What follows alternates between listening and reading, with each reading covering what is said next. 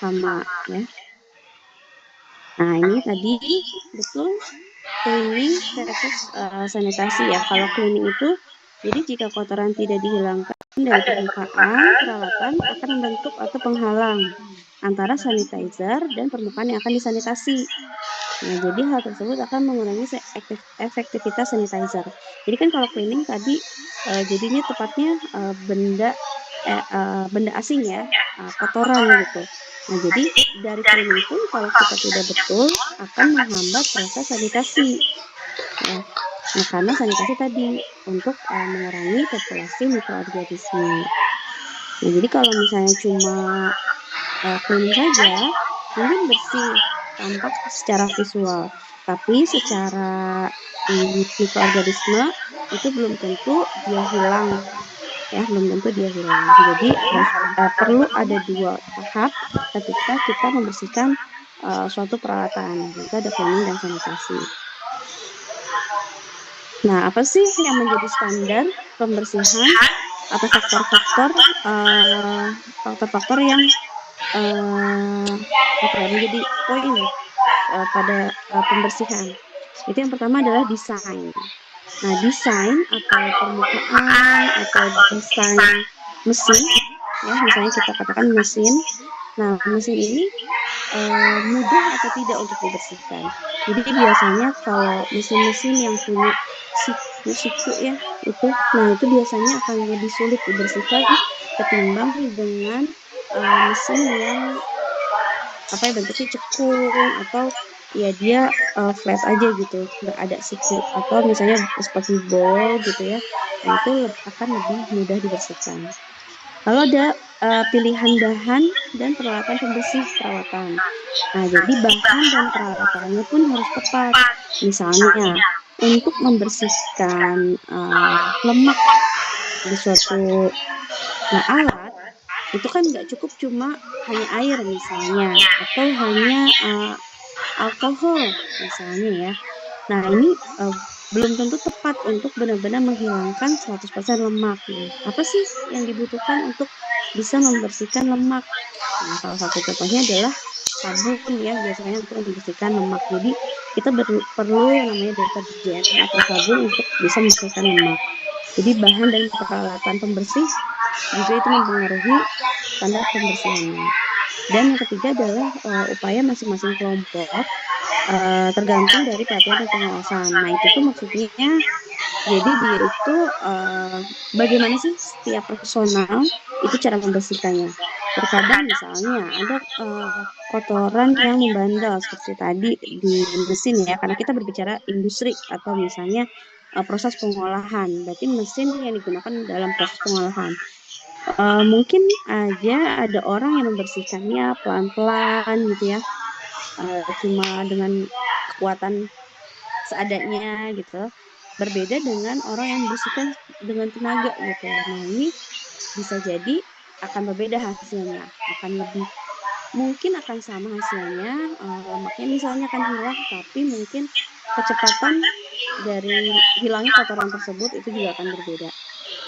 Mungkin hal ini juga terbiasa ya di lingkungan atau kehidupan sehari-hari kita ya, kayak kita cuci piring gitu ya, bekas makan, ada yang berlemak, bekas yang berlemak itu juga akan berbeda ketika kita mencucinya pelan-pelan, mungkin akan lebih lama bersihnya ketimbang kita yang lebih ekstra gitu ya, lebih effort untuk membersihkannya, mungkin akan lebih cepat. Nah, ini ada suatu simulasi pada saat proses sebelum cleaning. Jadi untuk yang berwarna biru ini,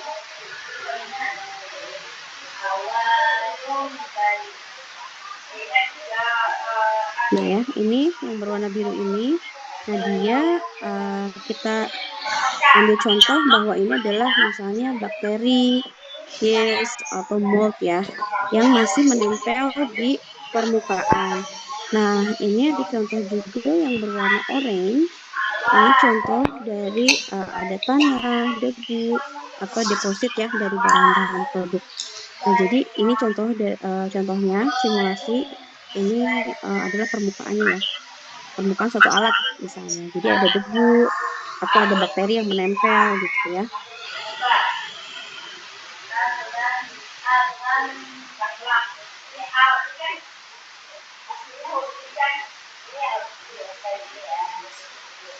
Nah, ini adalah proses ini simulasi juga. Kalau tadi kan ada tadi terdapat debu dan kotoran. Tadi yang biru itu adalah contoh dari apa?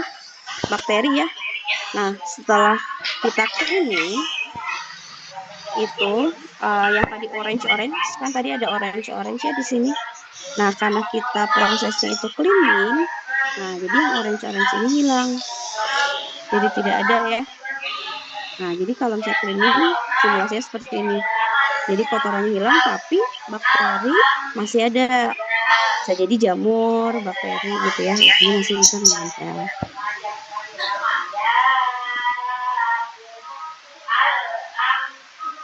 Nah, jadi seperti itu tadi ini simulasinya. Jadi kalau misalnya perbedaan antara cleaning dan sanitasi ya.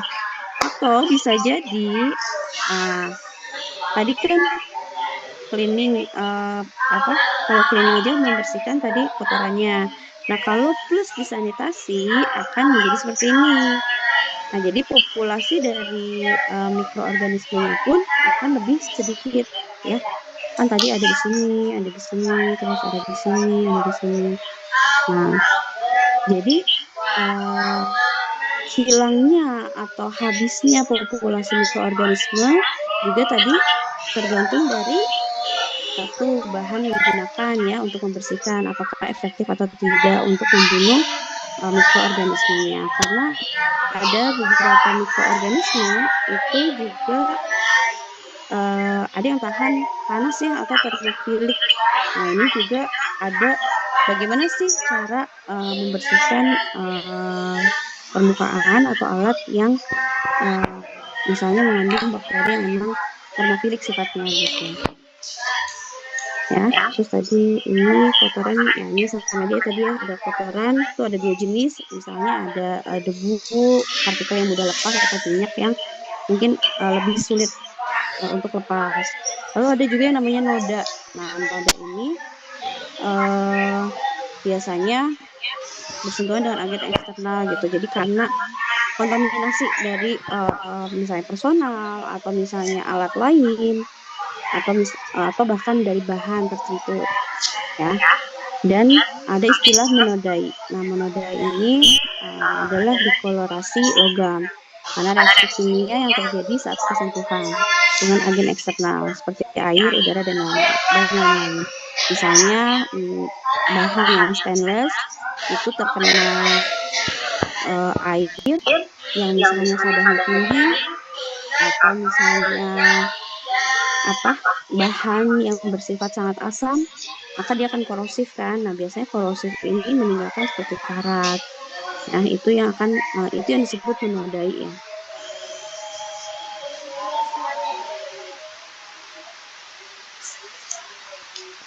Oke. Nah, ini ada tadi sempat saya sebutkan untuk menghilangkan bakteri ya, populasi bakteri. Ini kan kalau kita setelah sanitasi ada beberapa yang hilang atau misalnya masih ada yang tersisa nih. Nah, ini tergantung dari bahannya. Nah, dari bahannya ini tadi, nah di sini ada kita bisa menggunakan untuk bisa menghilangkan bakteri itu bisa menggunakan alkohol, lalu ada klorin atau quaternary gitu. Ini bahan-bahan yang bisa menghilangkan bakterinya. Atau apabila dari sisi bahan ini masih tidak bisa membunuh mikroorganisme, itu perlu menggunakan pemanasan juga. Jadi udah pakai bahan pembersihnya, lalu dilakukan pemanasan juga. Untuk metode cleaning sendiri ada terbagi menjadi dua, yaitu ada wet cleaning dan dry cleaning ya. Kalau wet cleaning ini biasanya air mengandung deterjen tadi, jadi menggunakan sabun. Nah, dia selain sabun itu juga harus disertai dengan gerakan mekanis tadi ya. Cara membersihkannya, bagaimana sih cara kita membersihkannya? Jadi menggunakan gerakan. Adapun dry cleaning itu menggunakan vakum gitu atau compress air. Nah, jadi hanya di apa tuh disemprot vakum disemprot compress air ya, jadi udara bertekanan. Nah, itu biasanya untuk menghilangkan kotoran-kotoran atau debu. Atau misalnya kalau seperti sampah, itu bisa menggunakan sapu ya, karena itu nampak secara visual. Nah, ini faktor-faktor yang mempengaruhi efektivitas cleaning. Seperti tadi udah disebutkan sebelumnya, ada pemilihan pencuci yang tepat, lalu konsentrasi bahan pencuci ini juga sangat mempengaruhi ya. Kayak tadi, misalnya menggunakan klorin untuk membunuh mikroorganisme. Nah, berapa sih konsentrasi yang dibutuhkan? Klorin dapat bisa membunuh mikroorganisme. Lalu waktu kontak dan dengan pencuci gitu ya. Nah, ini waktu kontaknya juga berapa lama? Apakah perlu direndam dulu atau misalnya bisa langsung? Kecepatan dan kekuatan saat pencuci atau saat mencuci, dan temperatur atau kondisi saat pencucian. Jadi ini hal-hal yang bisa mempengaruhi efektivitas dalam cleaning. Ya. Ini sama. Nah, ini senyawa kimia untuk cleaning. Ini biasanya ada berdasarkan pH ya. Ini tergantung dari kotoran apa nih yang menempel. Untuk agen pencuci asam yang memiliki pH-nya kurang dari 7, ini biasanya untuk membersihkan kotoran-kotoran anorganik seperti mineral, garam. Nah, ini biasanya digunakan untuk menghilangkan kotoran putih pada pipa. Jadi, misalnya kita punya pipa, terus kita menggunakan air yang mengandung kesadaran tinggi. Nah, ini biasanya suka menimbulkan kerak-kerak putih kan. Ini biasanya menggunakan agen pencuci asam ya yang memiliki pH kurang dari 7. Adapun kalau di industri yang pernah kita gunakan ini ada namanya Prosip A. Prosip A ini dia sifatnya asam.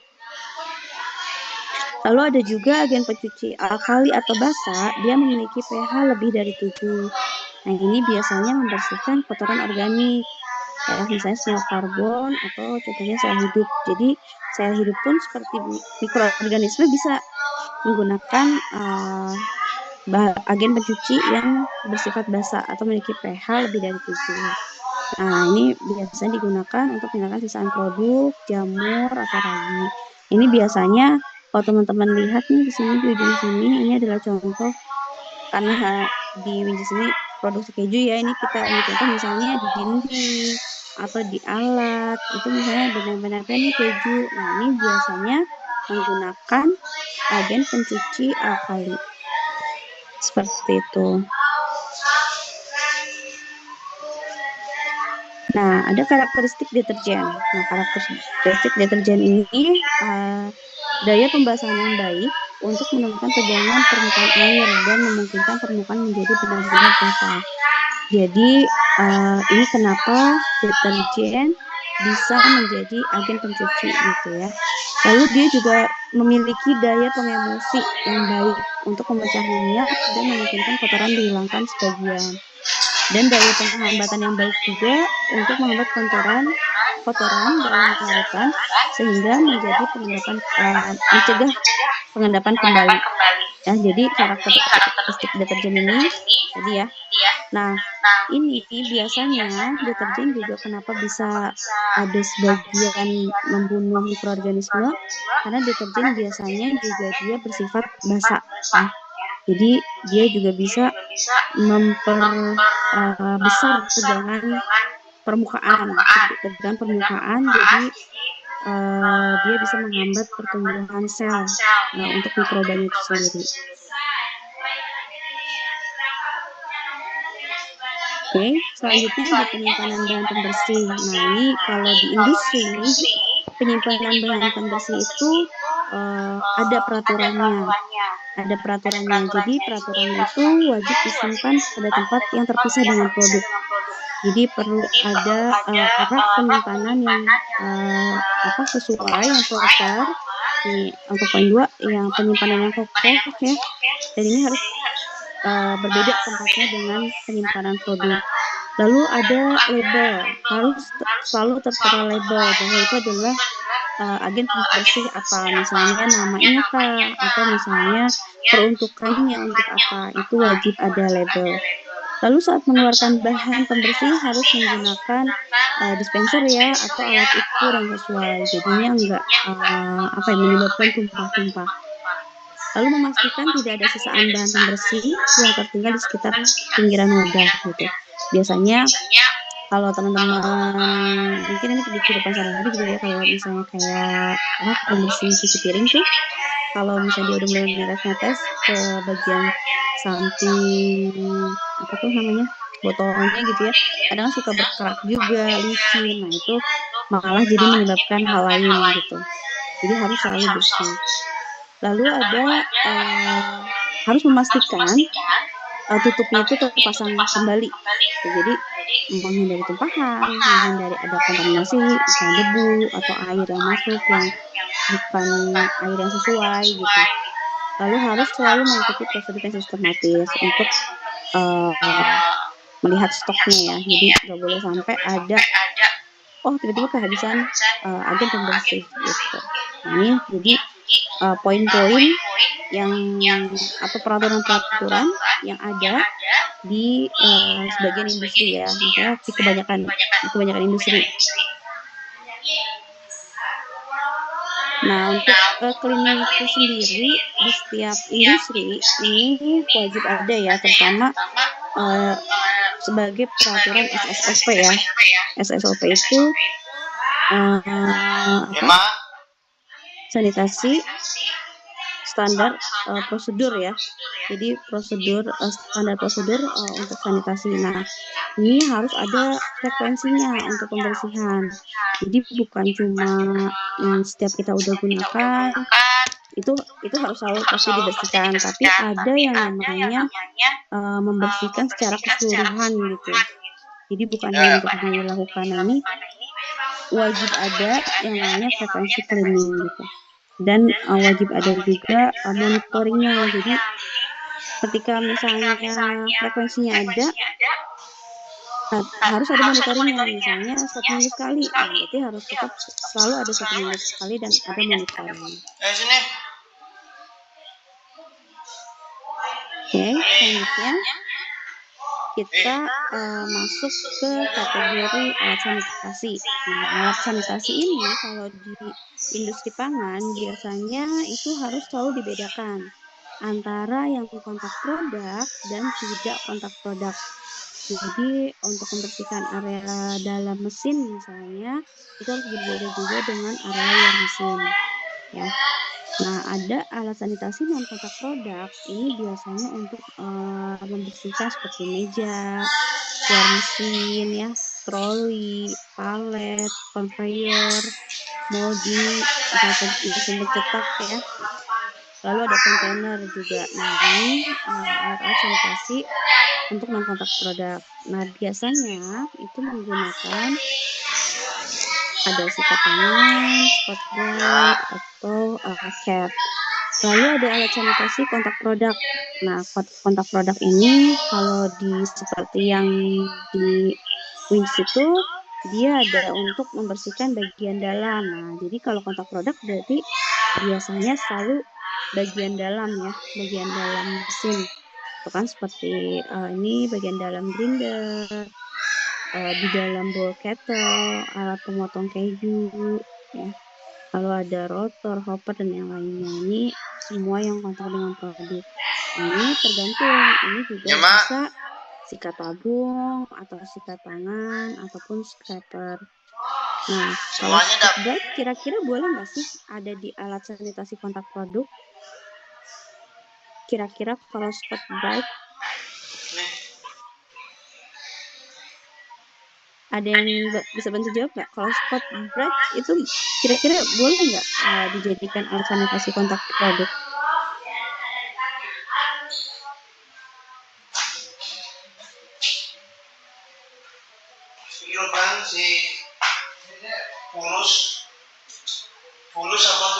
Kira-kira gimana?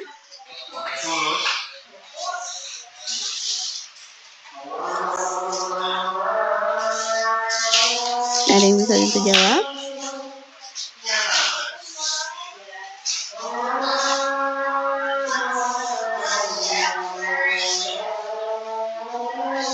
Ada yang bisa bantu jawab? Tidak. Tidak,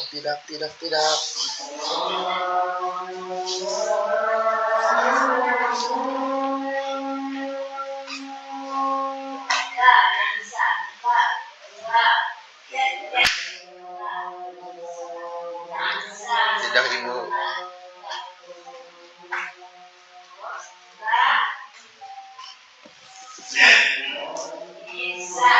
Ibu, mohon maaf, bisa diulangi pertanyaannya, Ibu? Kalau Scotch Brite itu kira-kira bisa nggak dijadikan alat sanitasi kontak produk?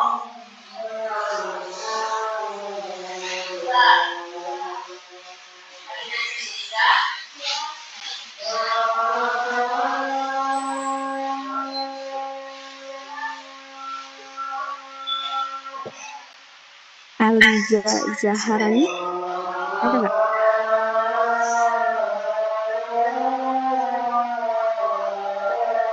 Aliza Zaharani ada nggak?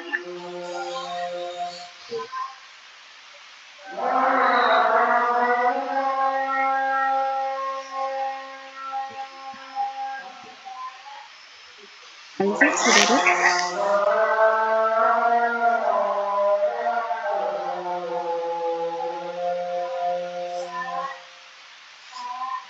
Karisa Winanti.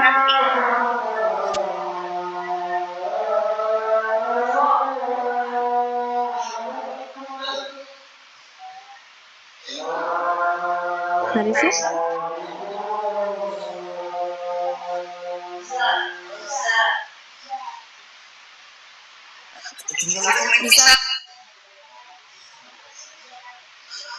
Bisa? Kenapa?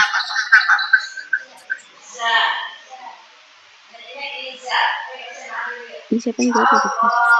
Biasanya kalau saya itu digunakan buat alat membersihkan gitu. Iya, alat pembersih. Kan memang ini alat pembersih ya. Ini siapa? Alisa. Sorry, ini nggak muncul soalnya di sini. Yang jujur Alisa.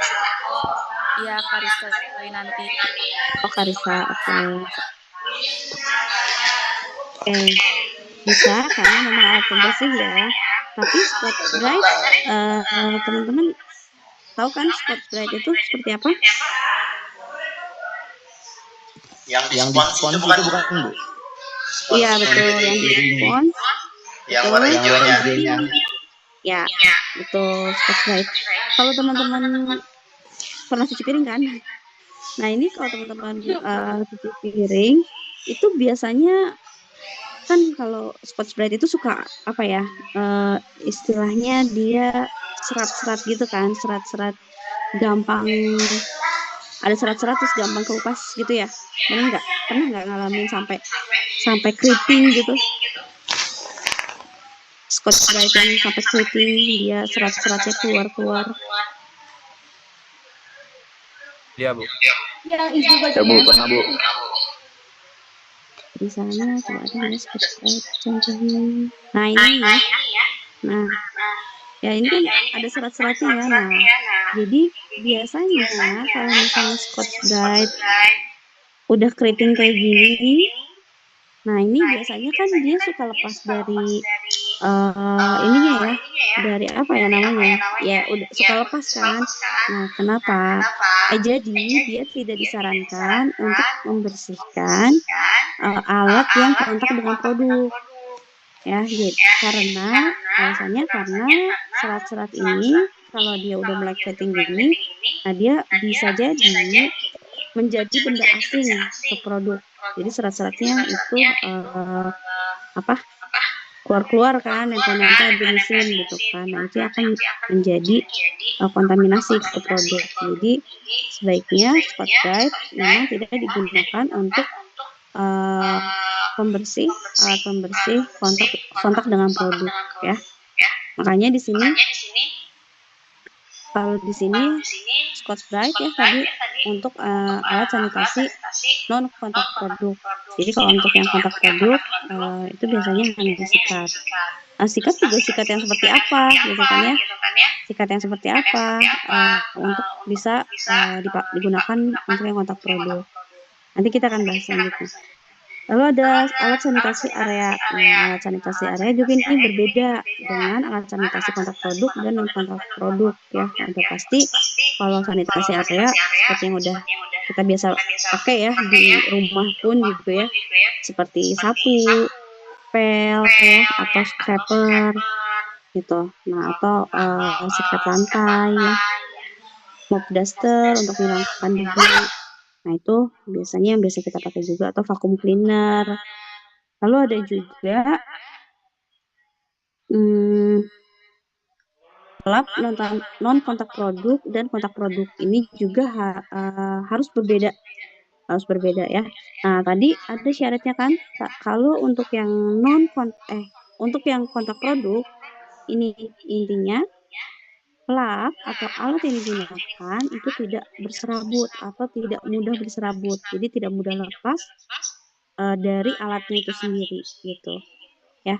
Dan kalau yang non kontak produk ya ini bisa lap apa aja sebenarnya, bisa handuk gitu ya atau lap microfiber kalau sekarang.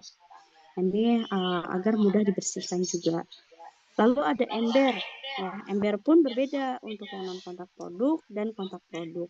Nah, ini biasanya pasti sama-sama plastik. Nah, tapi tentunya kalau kontak produk ini wajib sekali footbed. Nah, ini ada contoh yang digunakan di Winchis ya.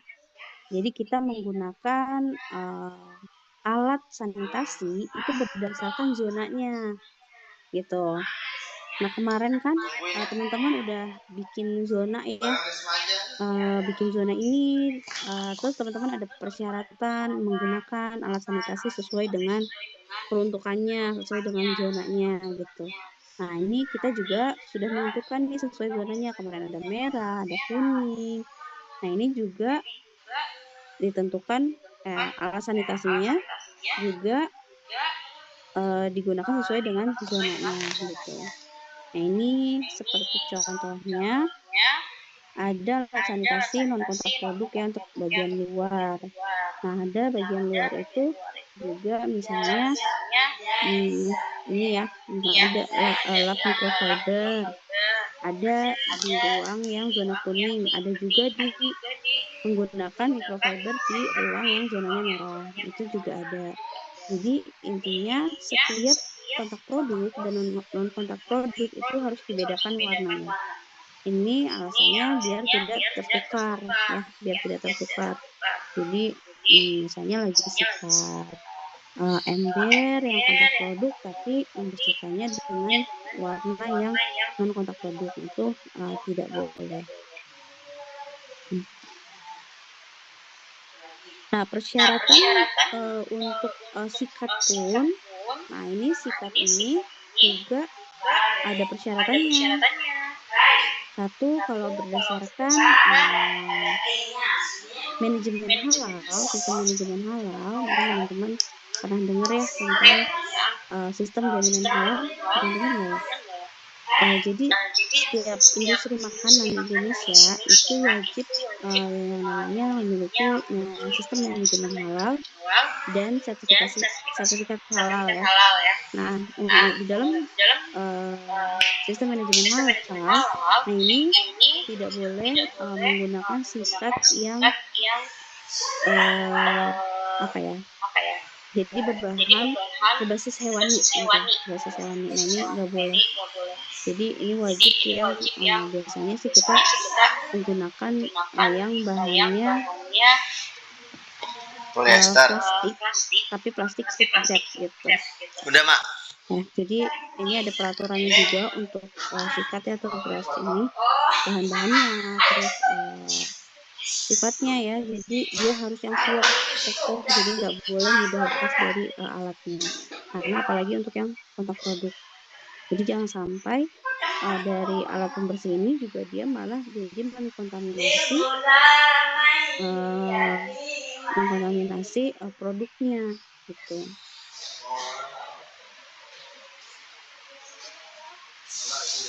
Nah, tadi ini ada ada ruang filling, ruang preparasi, lalu ada di dokter dan di lab pun ya, kan berdasarkan zonanya ya. Nah, ini juga tetap kita menggunakan warna-warna sesuai zonanya.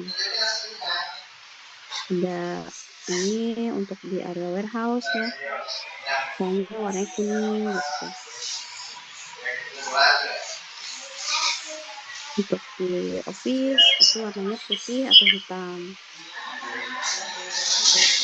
Nah, ini tadi ya penggunaan peralatan dengan pembersih yang dibatasi tadi, spot bright nggak boleh, lalu ada cap logam ya, ini juga nggak boleh karena biasanya kalau cap logam gini kalau kita gosok gitu ya ke suatu area permukaan, apalagi misalnya ketemu sama logam ataupun yang bukan logam, malah merusak biasanya. Jadi biasanya dihindari. Kalau ada sikat kawat pada permukaan kontak produk ini nggak boleh ya,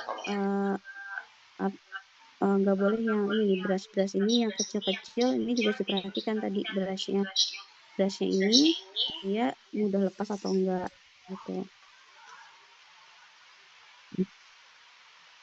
Nah, ini juga namun dapat digunakan pada peralatan pengemasan yang tidak terbuat dari baja atau tahan karat dan tidak bersentuhan dengan produk. Nah, misalnya kalau di kita ini dia untuk membersihkan misalnya belt di conveyor gitu kan, ada beltnya ya.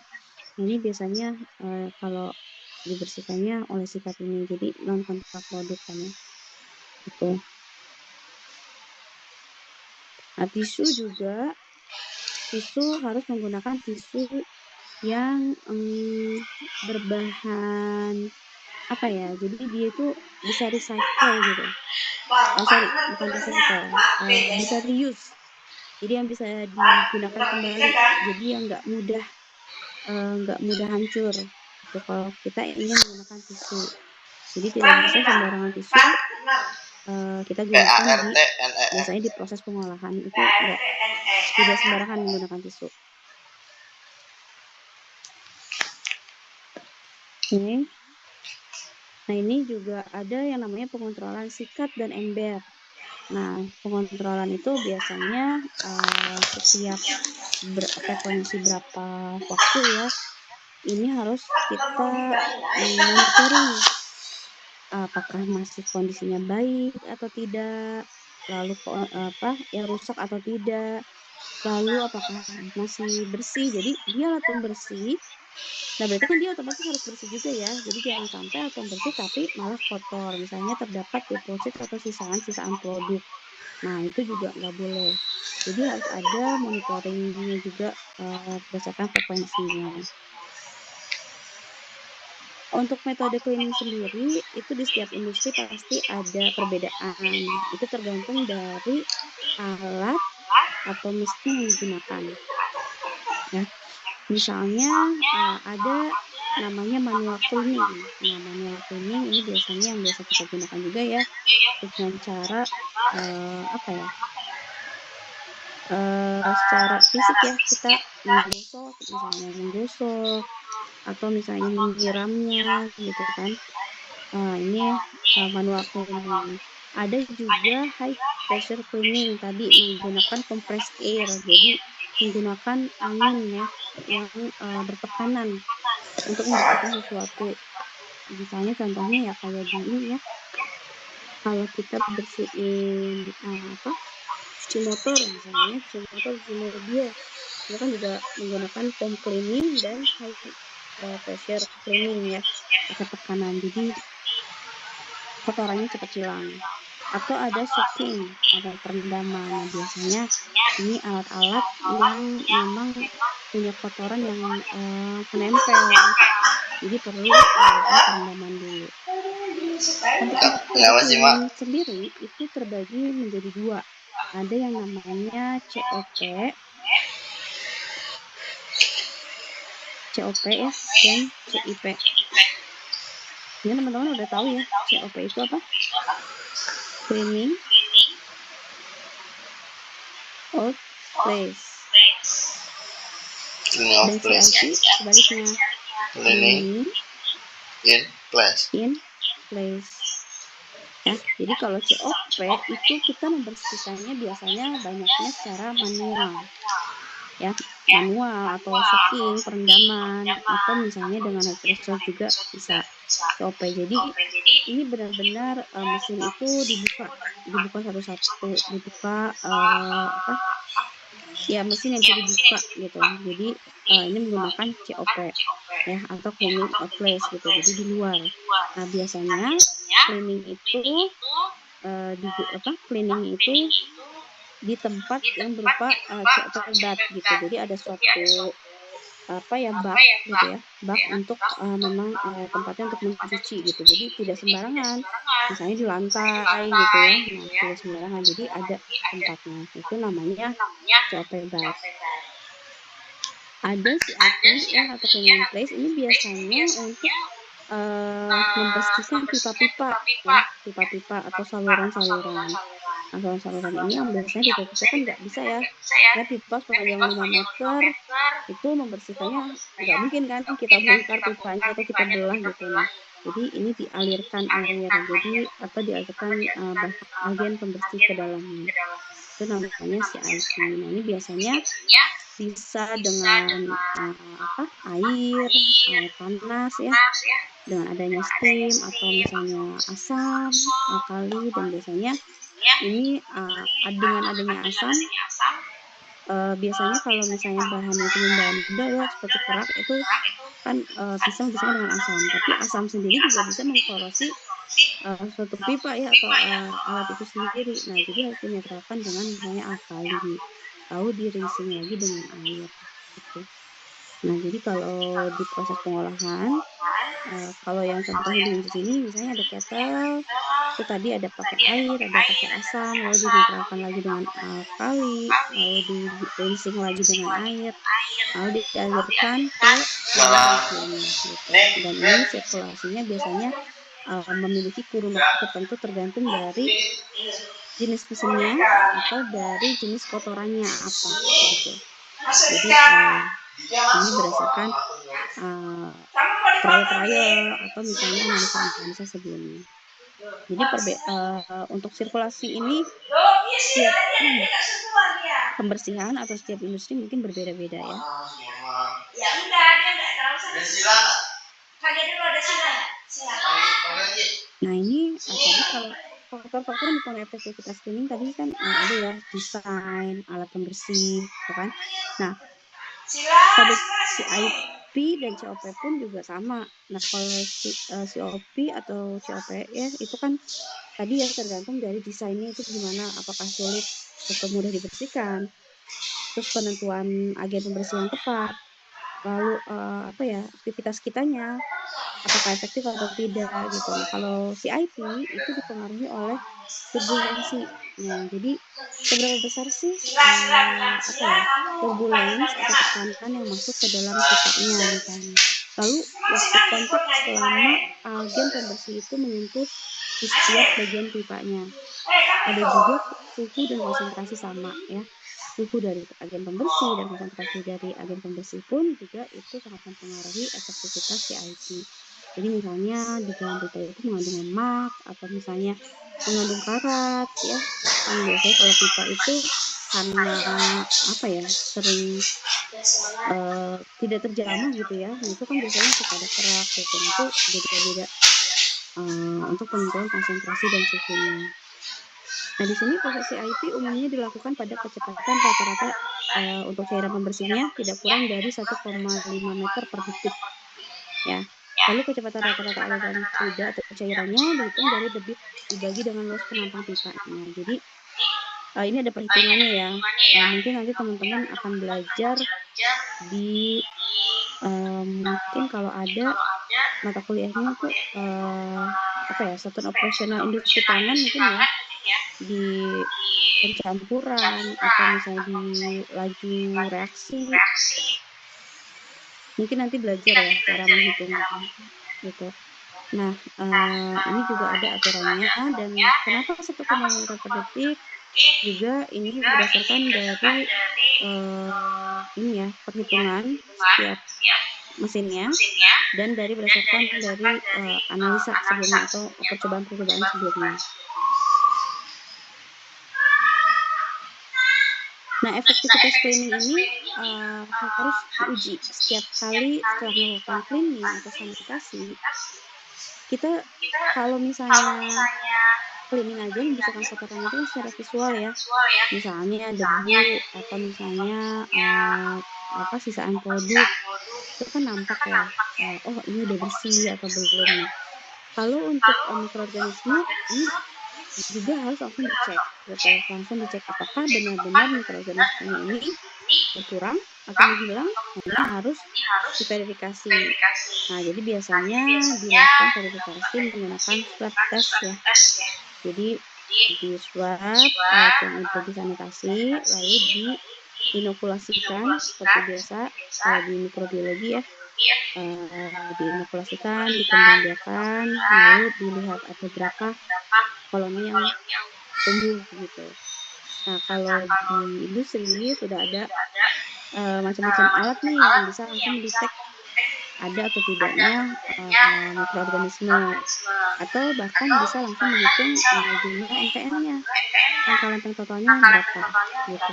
Ini adalah salah satu contoh aja alat yang digunakan di industri kami ya, ada alat ini gitu. Jadi ini tuh kita cuma langsung swab. Ini menggunakan ini nih, kalau teman-teman lihat nih, ini ada seperti brush gitu ya, seperti brush yang halus, sebenarnya ini halus sekali. Nah, brush ini disuap ke alatnya, lalu dimasukkan ke dalam ini di sini, ditekan ke sini. Ini kayak pulpen gitu ya, dicetek gitu. Nah, ini ada nanti brushnya ini masuk ke dalam satu larutan. Nah, larutan atau reagennya yang akan bereaksi untuk mendeteksi angka lempeng totalnya. Nanti tinggal dimasukkan ke dalam alat ini, nanti tinggal langsung muncul ada berapa angka lempeng totalnya gitu. Nah, ini biasanya standarnya itu nggak boleh lebih dari, berarti harus kurang dari ya 300 tuh. 300. Nah, ini kalau 2200 berarti kan itu sudah sangat besar ya. Jadi otomatis berarti cleaning dan sanitasinya ini belum sesuai, jadi belum bersih. Nah, jadi kalau misalnya sampai belum bersih gini, ya dilakukan cleaning kembali, sanitasi kembali gitu.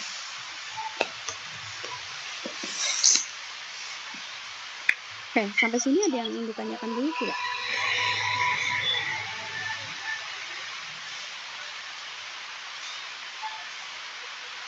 Ada yang ingin ditanyakan? Bu. Ya. Mau tanya, itu alatnya yang kayak itunya satu kali pakai doang? Iya. Kayak pulpen. Iya betul, satu kali pakai.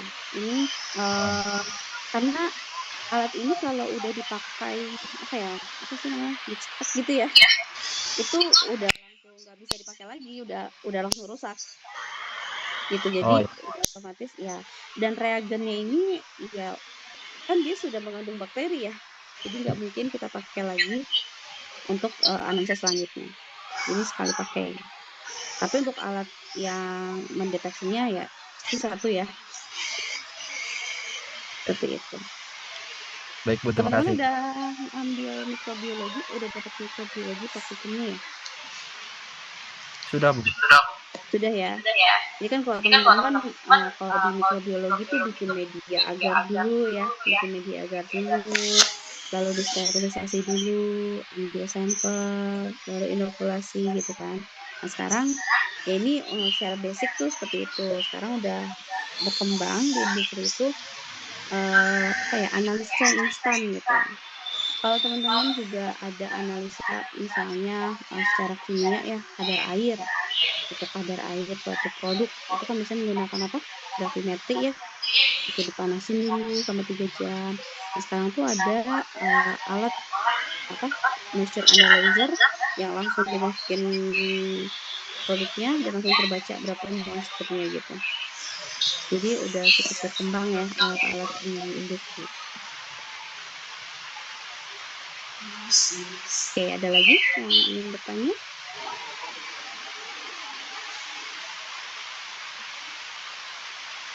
Ibu izin bertanya Boleh. terkait alat yang tadi Ibu dengan metode apa namanya analisis mikroba dengan prosedur mikrobiologi itu Bu, itu lebih akurat mana ya Bu? Apakah pernah ada uji perbandingan gitu Bu di apa namanya di industrinya Ibu? Oke, good question ya. Betul. Jadi bagus, pertanyaan bagus ya. Jadi ada jadi setiap alat itu pasti jadinya karena ini buatan ya. Jadi perlu ada yang namanya verifikator atau kalibrasi. Nah, alat ini juga wajib dikalibrasi pada kurun waktu tertentu gitu. Jadi pernah juga alat ini tiba-tiba menunjukkan nilai yang sangat tinggi terus ya, sangat tinggi. Terus kita sudah melakukan metode-metode, oh mungkin swabnya, cara swabnya salah, atau mungkin emang apa, alatnya yang tidak benar-benar bersih gitu ya. Tapi semua faktor itu kita coba lakukan. Nah, tapi ternyata alat ini yang memang sudah tidak efektif gitu. Nah, ya kalibrasinya tetap pasti dikalibrasi secara manual ya. Jadi yang manual itu basic itu pasti apa ya, menjadi suatu standar ya atau kalibrasi ya. Jadi standar atau ya kalibrasi gitu untuk mengkalibrasi ini gitu. Ya, pernah ada juga. Jadi alat ini menunjukkan apa, angkanya itu tinggi terus kan. Agak aneh kan kalau misalnya seandainya tinggi terus, wah kok kayaknya cleaning udah oke gitu kan, sanitasi udah oke, agen pembersih semua oke. Tapi kenapa masih menunjukkan tinggi gitu. Nah, akhirnya kita melakukan keduanya. Melakukan dengan alat ini dan kita melakukan juga secara ini ya, apa, ya inkubasi gitu loh. Kita menghitung secara manual gitu. Ya, seperti itu. Baik Ibu, terima kasih. Oke, ada lagi? Mungkin untuk yang ini sanitizing, metode sanitasi ini ya tadi ya kan membutuhkan jenis pembersih, agen pembersih, suhu gitu. Nah ini aja sih. Jadi ketika kita mensanitasi sesuatu, ada beberapa apa ya, bahan pembersih yang bisa menghilangkan mikroorganisme tadi. Nah, ketika hanya bahan saja bisa jadi mikroorganisme tidak hilang. Apabila suhu saja mikroorganisme itu bisa jadi tidak hilang gitu. Nah, ada peraturan gitu ya, atau berdasarkan analisa-analisa dari percobaan itu mendapatkan dengan adanya heat ya, hanya dengan menggunakan heat misalnya itu minimal kita menggunakan suhu 171 Fahrenheit atau 77 derajat Celcius. Nah, ini minimal kita mendapatkan suhu apa? Kalau yang 7 itu sampai dengan berapa? Pas pasteurisasi ya. Nah, jadi minimal kita mendapatkan suhu pasteurisasi ya. Jadi minimal sporanya dari bakteri itu hilang gitu. Jadi walaupun nggak sepenuhnya, tapi minimal sporanya itu hilang. atau bisa jadi dengan suhu minimal ini pasteurisasi dengan proses perendaman minimal dengan waktu 30 detik gitu, atau maksudnya terkena panas itu minimal 30 detik gitu untuk menghilangkan spora ini. Kalau seandainya dari heat ini juga tidak bisa membersihkannya, itu bisa dengan penambahan chemical ya, itu ada klorin, iodin, atau pestisida. Tapi kalau kita di industri makanan, sebenarnya dari ketiga ini bisa sangat tidak baik gitu untuk makanan dan sangat mengganggu. Klorin sebenarnya dia juga berbahaya ya, sifatnya juga bisa beracun. Iodin juga apalagi pestisida gitu. Nah, jadi ketika kita menggunakan chemical ini sudah pasti ini akan dilakukan juga. Heating juga akan dilakukan juga. Jadi pembersihan, rinsing itu juga dilakukan kembali gitu.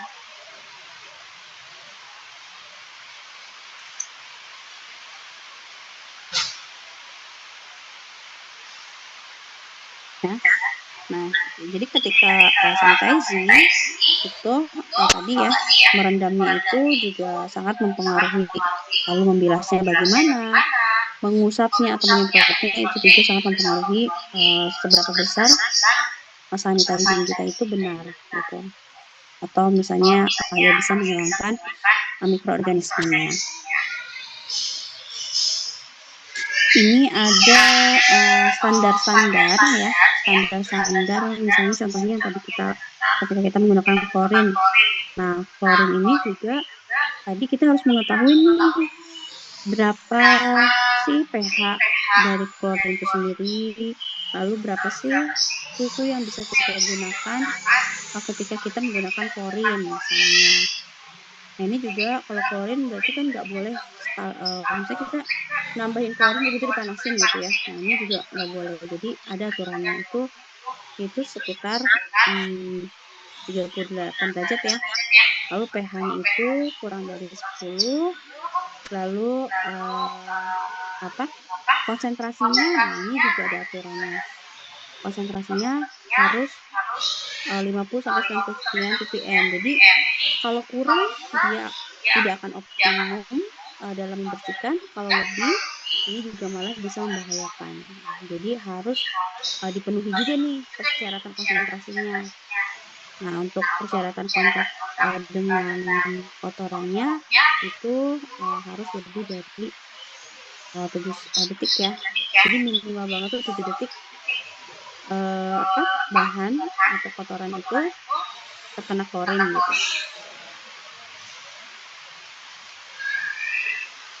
Nah, ini ada iodin juga, ada persyaratannya ya, ada konsentrasinya juga. Oke. Ada yang ditanyakan tuh, ternyata sudah selesai ya materi 2-nya. Ada yang ditanyakan lagi tidak?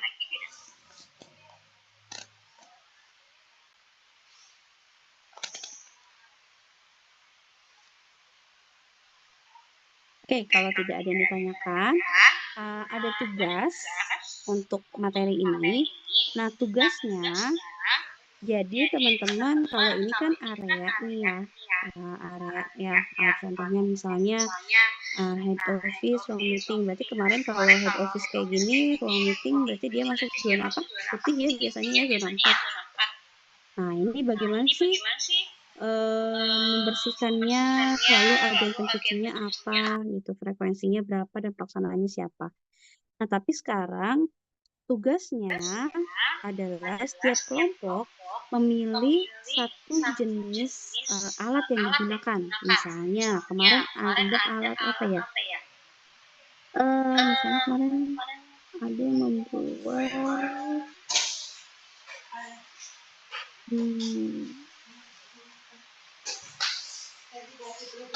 sari kedelai misalnya ya. Iya, sari kedelai ada ya. Sari kedelai ini misalnya ada dibersihkan, direndam, dikupas lalu digiling. Nah, misalnya digiling ya atau dihancurkan menggunakan apa ya? Biasanya menggiling ini misalnya grinder kah atau misalnya ya alatnya apa ya? Biasanya menggiling kacang kedelai karena kecil ya atau apa ya biasanya? Misalnya blow meal ya supaya apa kulit arinya itu mudah jadi dia mendapatkan gesekan-gesekan jadi mudah lepas misalnya. Jadi teman-teman pilih salah satu mesin yang digunakan di setiap ininya ya, mesin yang digunakan di produknya masing-masing. Nah, itu kalau bisa ada gambarnya ya kalau teman-teman mendapatkan gambarnya. Lalu teman-teman tentukan bagaimana cara membersihkannya. Misalnya dia masuknya COPK atau CIPK ya. Lalu agen pencucinya apa? Misalnya kalau sari kacang kedelai, dia hanya terkena kedelai. Kedelai ini misalnya sifatnya paling kulit arinya nih yang menempel. Nah, apakah hanya butuh sikat saja, apa perlu pemanasan gitu ya. Jadi nanti metode nih. Jadi dituliskan misalnya nih mesin grinding ya, misalnya grinder misalnya. Lalu ada bagian dan metode. Nah, metodenya bagaimana? Misalnya pertama dia termasuk COP. COP-nya itu apa aja yang dibersihkan? Bagian bowlnya misalnya ya atau mangkoknya. Lalu bagian pisaunya. Gitu. Jadi bagian-bagian kalau COP kan pasti tadi setiap mesinnya menjadi beberapa bagian ya dibongkar gitu. Nah, jadi disebutkan apa saja yang dibongkar gitu. Ada pisaunya, ada bowlnya, atau misalnya ada apanya lagi ya, scrapernya misal. Nah, scraper sama pisau ini akan berbeda kan bahannya.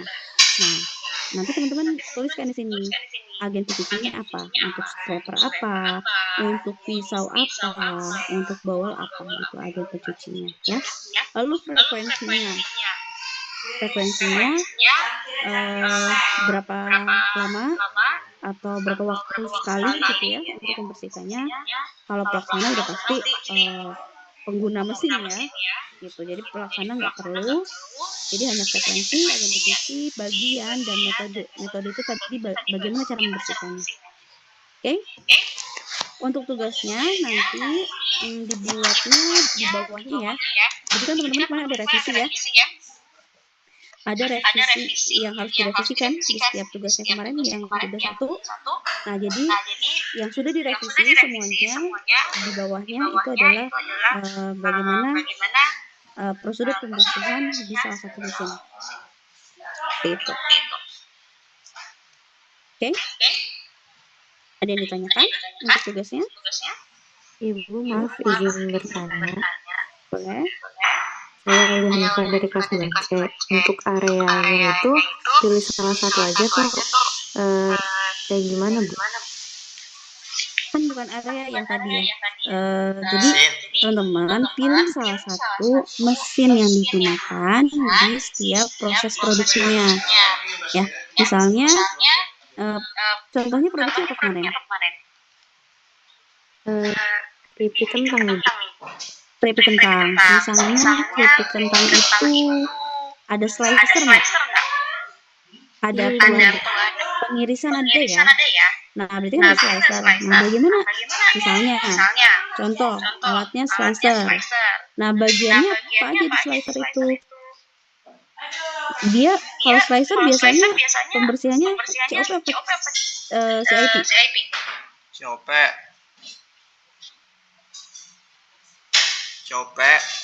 Kalau slicer kira-kira COP atau CIP?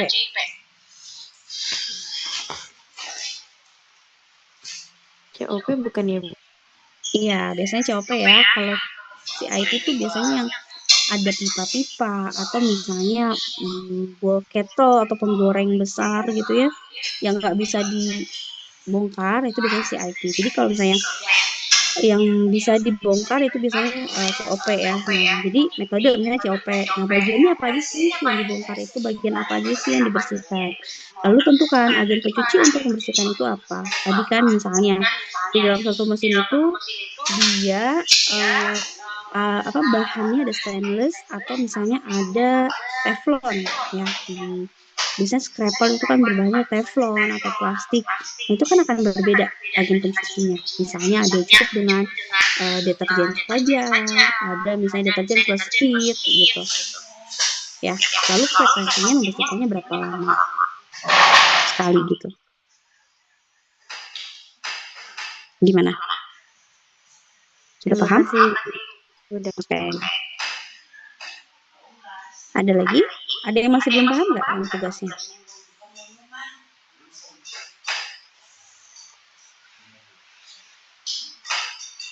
Oke. Tidak ada?